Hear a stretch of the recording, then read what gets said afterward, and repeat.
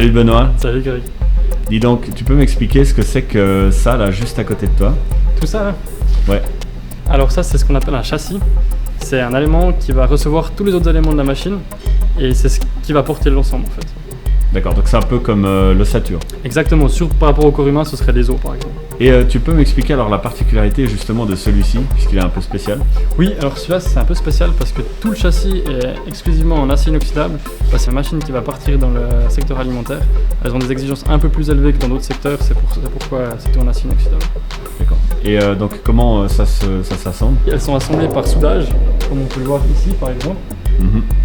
Et toutes ces pièces sont soudées ensemble pour obtenir le châssis que vous avez devant vous maintenant. D'accord, donc là il n'y a pas de vis? Aucune vis là. Ok, pour l'instant. Pour l'instant il n'y a aucune vis. D'accord.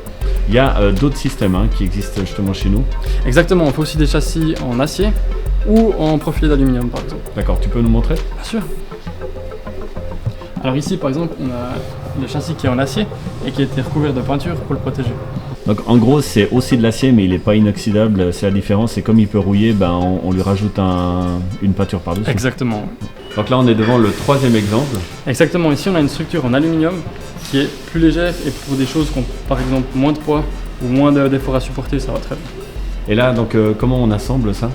Alors ici c'est assemblé par vis, ici on a un élément qui vient au milieu, et puis par exemple ces deux profilés sont assemblés par vis au milieu. Ok. Merci beaucoup pour ces explications Benoît. Avec grand plaisir.